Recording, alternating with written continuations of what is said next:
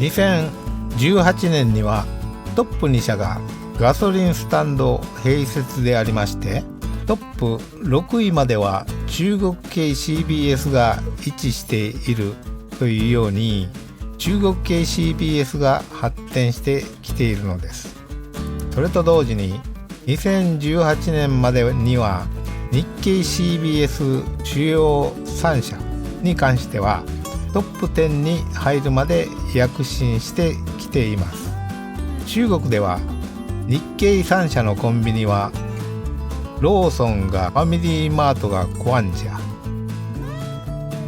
セブンイレブンがチシビアンディアン、ちょっと呼びにくいんですか、チシビアンディアンと呼ばれております。これら日系3社は主として都市部の密集地域に店舗を展開しておりまして、セブンイレブンが北京、天津、広州などに進出し、上海を中心としたのがファミリーマート、ローソンが成都重慶の地域へと進出するなど、その清潔さ、便利さ、新鮮な品揃えなどが好評でありました。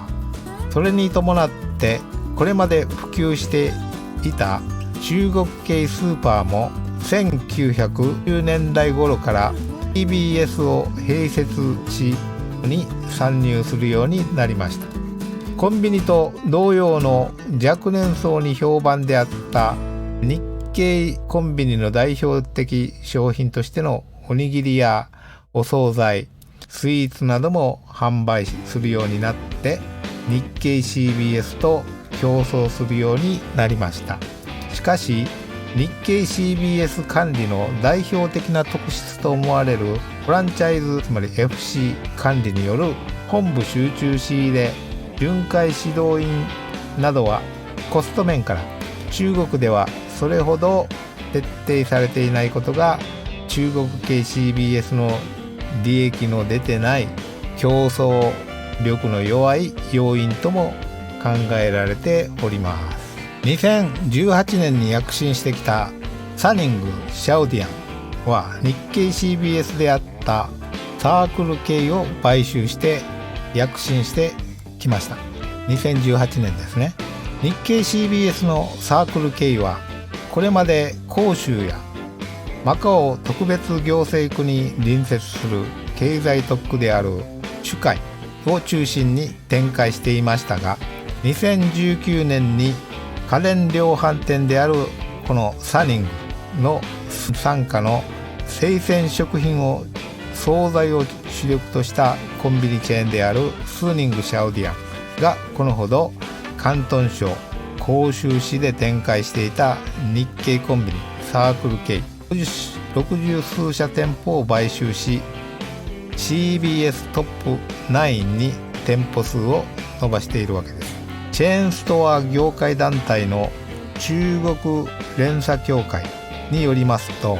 新型コロナウイルスの影響で2020年度のコンビニ業界の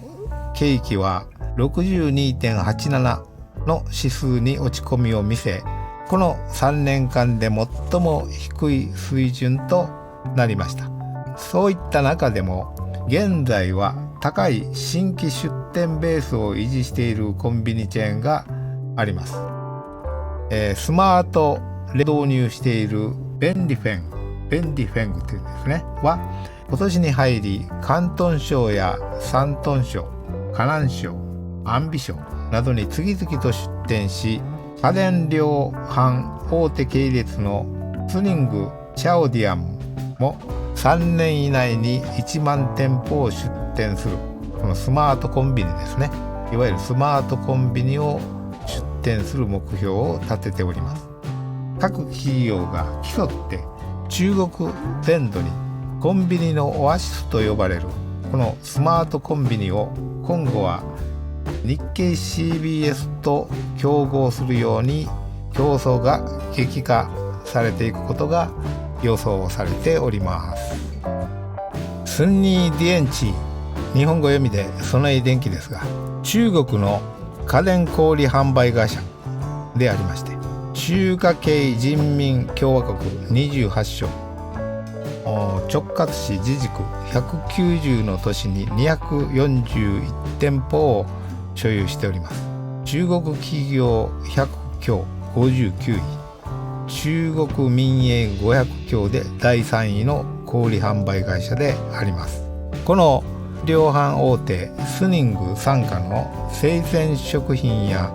惣菜を主力としたコンビニスニングシャオディアンが広東省広州市で展開するコンビニサークル K を買収したのです。今回の買収は数人の日用消費財を分野における新たな一手と考えられておりまして、日系サークル K は広州市でも昔からの商業地域の中心部に展開し、来店者数も多かったことからスニングシャオディアンが河南地域で事業を拡大する上で重要戦略になるものと見られております。さらにスニングシャオディアンは買収発表の3日前、江蘇省那市の住宅地に30モデル店舗1号店をオープンさせ、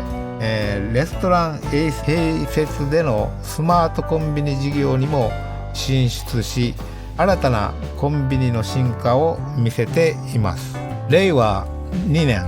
2月28日、数人電機は南京市、江蘇省南京市で従来の数人シャオディアンを進化させた新しいコンビニのタイプ数人シャオディアンビューというんですが、24時間店舗を開業し注目を集めています。それは昼間は通常のコンビニ店舗と同様にスタッフによる有人店舗オペレーションが行われておりますが、夜間時間帯22時から朝7時までは無人店舗オペレーションに切り替えるという二刀流コンビニなのであります。無人コンビニ部分に活用されているテクノロジーは最先端の人工知能が活用されているわけでもなく、ありふれたものでありますが、有人と無人を融合させ24時間運営を実現させているなど、人材不足問題もクリアしたというアイデアがユニークであり注目を集めているわけです。夜間営業となる直前にスタッフが不足している商品の充足や深夜に必要となる簡単な惣菜などを用意して無人オペレーションに切り替えた上で退店します。深夜の無人オペレーション時間帯では店舗内は鍵がかけられた状態となり、ユーザーは入り口に提示された QR コードを読み取ることで解錠でき入店可能となります。そしてユーザーは店内で商品を選択した後はセルフレジを活用し、自らモバイル決済を終えると退店のための出口ドアが自動的にオープンするというわけなのですね。このスタイルはビンゴボックスなどで見られた初代中国無人コンビニのテクノロジーを踏襲するもので、原始的なテクノロジーが活用されており、コストもそれほどかかっていないようになるわけですね。今後新しい、コンビニの形態として注目されているわけです。このにシャオディアンのモデル店舗の面積は300平方メートルで、レストランエリアが150平方メートル以上を占めています。レストランエリアには厨房、飲食エリア、レジなどが並んでおりまして、厨房では麺類、チャーハン、中華まんなどの調理が可能となっており、メニューは60種類近くに及んでおります。注文カウンターの向かいにはドリンクカウンターもありまして、そこでジュースやアルコール、コーヒーなどが注文を受けてから提供されるわけです。夜になりますと照明がつけられ、夜中12時まで営業するバーに変わる新しいコンビニの進化を見せております。近代的な CBS 全体の内陸部地方への普及は中国トップのガソリンスタンド、この写真は AG ジェットというガソリンスタンドなんですが、その他に、あと1社ありまして、この2社でガソリンスタンドの中に併設された CBS の進展状況から発展していくものと思われます。日経 CBS は2021年には上位5位、6位、7位とそれぞれ躍進してきており、とりわけは2020年11月26日には湖北省武漢市の店舗がオープンしたことで、中国における店舗数が3000店舗を超えました。それによって日経 CBS の中でこれまでトップであったファミリーマートを超えて店舗数が最大となったわけです。今回の調査地域としての EU 国際市場においては、上位2社や、ガソリントップ、ガソリンスタンドの2社ですね、日本の CBS の進出はそれほど見られていないわけです。で、地域の CBS として、ご紹介したトータリ、実測と書いたね、トータリというブランド名の CBS が至るところで普及しておりました。内陸部地方における日本式 CBS 進出の遅れは、市バスや自家用車が効率的に使用された店舗販売が普及していることから、日経 CBS のような多様なサービス、日本的経営方式は、従業員教育も含んでいるわけですね。とりあえずそこではイン整備や教育水準の向上が必要とすることから、未だに普及していないものと考えられるわけです。現地資本の CBS では飲み物や小物の生活必需品を主体として販売しておりまして、前近代的なイメージがありますが、浙江省における EU 国際市場においては世界中の卸売市場が発達しており、その中での CBS の需要も極めて限定されているのではないかと思われるのですね。ここでも近代的な CBS 全体の普及は、中国トップのガソリンスタンド併設の CBS の進展状況を含めて、今後 CBS の進展も期待されるわけですね。メジャー CBS のメジャーですねは2021年にはこれまでトップ2社であったガソリンスタンド併設のコンビニを抑えて2位にまで躍進してきました。このことは純粋な中国系コンビニとして代表的な店舗にメジャーが躍進してきたことになります。日経 CBS が躍進してきた要因としては、日経 CBS の管理が注目されてきておりまして、とりわけ中国ではローソン、ルオーセンですね、ファミリーマート、ホワンジャン、セブンイレブンがチシビアンディアンと呼ばれて人気があるわけですが、このような日系コンビニエンスストアの経営的な特質としては、密集地域での立地、店舗の開設、日本式の従業員教育による丁寧な顧客サービス、清潔さを重視した店舗運営と各種サービスを含んだ便利性などが特徴的で評判を博してきました。この写真ではご覧のように商品が整然と並んでおり、清潔さが感じられます。これは香港でのセブンイレブンを2019年に撮った写真ですね。このように中国における日系コンビニの成長ぶりは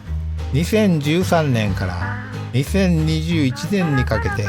日系3社が中国全体での CBS の店舗数ではトップ10にまで成長してきているわけです。また前に述べましたように、中国系 CBS は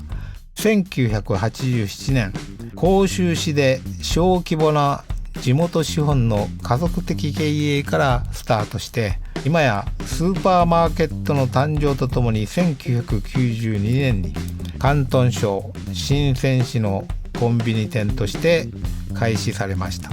その後、中国の CBS 業態は1996年に日系ローソンが上海に進出するまで停滞していたわけですが、このローソンの上海進出がきっかけとなって中国系 CBS の発展に刺激を与えたと言われております。このように中国 CBS の発展は上海沿岸部都市からまず急速に展開されてきました。で、そこでも日系 CBS のローソンは上海市政府の招待を受け、1996年に現地子会社上海ローソンを設立し、中国初の日系 CBS として上海市に進出しており、現地企業との合弁企業として日本の CBS で人気のあるおでんやおにぎりを中国に持ち込み定着化されたと言われております。日本式 CBS の展開を推進するため、ローソンの持ち分比率を 85% にまで2017年に高め、完全子会社として日本式管理を徹底するようにしました。また、それを後押しするように中国政府の商務部も2020年7月には CBS のブランド化とチェーン化への3年間の行動実施に関する通知を発表し、2022年までに中国国内での CBS を30万店舗に増やすという計画を立て、さらなる CBS 市場の成長が予想されております。この写真は2020年5月30日に撮影された中国湖南省発のセブンイレブンの開店の様子で、そこに行列する来客店が見受けられます。中国ではローソン、ファミリーマート、それからセブンイレブンが評判でありまして、日系 CBS のこのような開店にはいつも行列ができるようですね。セブンイレブンが1992年に中国に進出してから、北京と天津、成都においては顧客アンケートによる顧客ニーズを把握した新商品の開発や試食などにより、顧客志向の商品や各種サービス、 ATM を設置するなど、イートインを設けるなどといったサービスを提供し、データを管理して中国の小売業界にセブンイレブンの管理方式などを普及させたと言われております。中国でも日本と同様にインスタント食品を提供するなど、端末やレジでの公共料金の支払い、各種チケットの購入、また医薬品などもスマホで注文して配達するようになりました。このように中国系 CBS が発展してきたと同時に、2018年までには日系 CBS3 社に関してはトップに入るまで中国で躍進してきているのです。日系 CBS3 社の店舗数の推移を図式化してみますと、日系 CBS の店舗数では2000年にはトップであったセブンイレブンが2021年には最下位に落ちるなど、ファミリーマートとローソンの勢いが増していることがわかります。とりわけその中でもローソンは2020年11月28日には湖北省武漢市の店舗が、オープンしたことで、中国における店舗数が3000店を超えまして、日系 CBS の中で、これまでトップであったファミリーマートを超えて、店舗数が最大となっております。日系 CBS の順位を示しますと、ローソンが中国 CBS ランキング5位となり、これはローソンが2021年11月13日には、湖北省武漢市の店舗がオープンしたことで、中国における店舗数が3000店を超えたことによるわけです。日経 CBS の中でローソンはこれまでトップであったファミリーマートを超えて店舗数が最大となり、続いてファミリーマートが6位、セブンイレブンが7位と、いずれもトップ10に入るほどの競争力を示していることがわかります。このような中国での日経 CBS が成長を遂げた要因には、日本型コンビニの経営効率性が存在するものと考えて良いようですね。その中でもセブンイレブンはドミナント戦略にこだわって集中化と差別化戦略を中国の地域ごとに繰り返すことで業界全体のマーケットシェアを拡大してきました。セブンイレブンはこのような集中化と差別化戦略を各地域や国ごとに繰り返すことで業界全体のマーケットシェアを拡大してきました。これはセブンイレブンのドミナント戦略と呼ばれるものであります。セブンイレブンの中国への進出状況をまとめますと、2004年に北京に初めて進出してから2009年に上海、天津、2011年には成都、続いて青島、重慶と店舗を展開してきており、他の2社に比べると比較的にゆっくりとした店舗展開となっております。これはセブンイレブンのドミナント戦略によるものと考えられます。セブンイレブンは国別で見てもタイ、韓国、アメリカ、台湾、そして中国というように、他の2社の日系コンビニに比べて中国での進出は出遅れ感がありますが、アジア各国で主流のセブンイレブンは上海では出遅れ感がありますが、これは先ほど申し上げましたようにドミナント戦略により徐々に店舗が増えてくるものと予想されるわけですね。これは2019年8月にいた浙江省のセブンイレブンの写真なのですが、当時私が訪問した香港や浙江省ではこのようなタイプのセブンイレブンの店舗が至るところにしておりまして、とりわけ目についたのは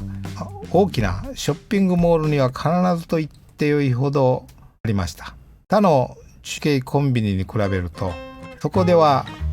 清潔さと利便性を重視した、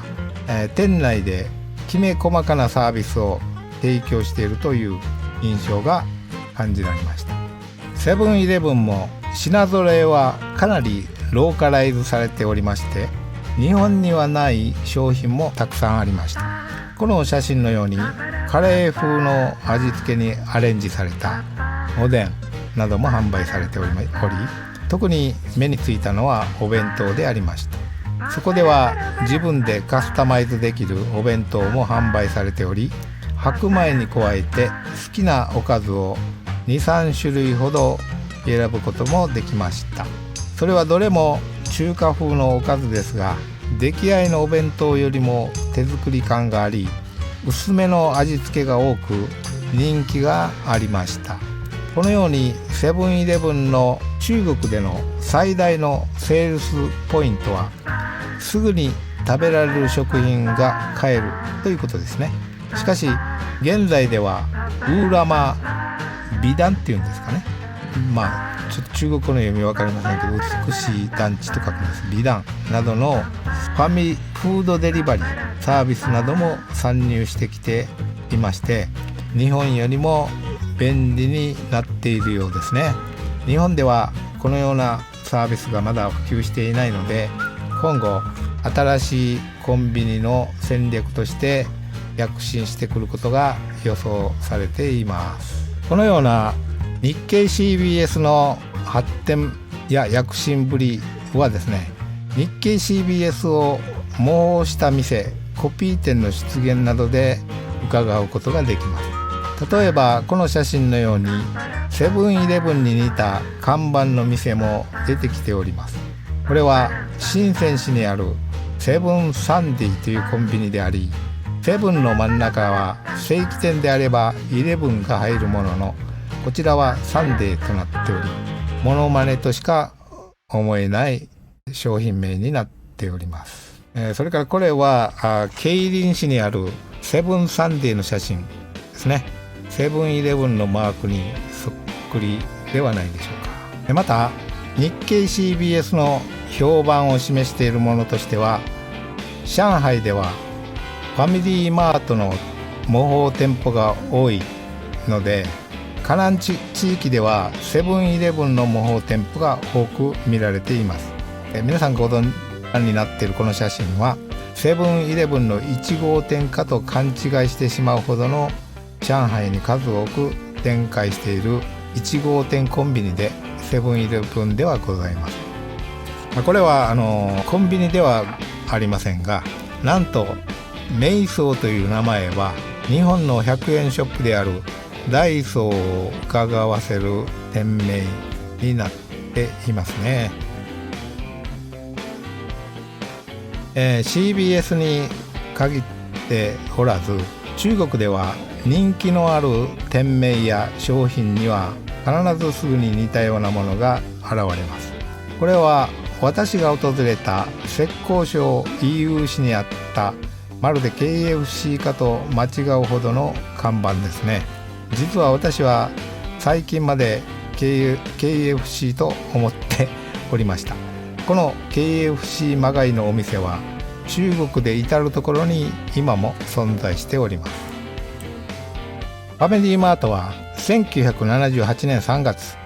西友ストアのフランチャイズシステムによる CBS 事業から始まり、現在日本国内約1万6000店舗、海外約8256店舗、国内外合わせて約2万4856店舗を展開しています。海外では台湾、タイ、中国、ベトナム、インドネシア、フィリピン、マレーシアに事業を拡大して、まず中国国内の日系コンビニで最も数が多いのがファミリーマートなのですね。でコンビニ店舗数では第5位、2856店舗、最近ローソンに抜かれてしまいましたけど、2021年の中頃まではトップ5位を占めておりました。中国ではシェンジャと表記されており、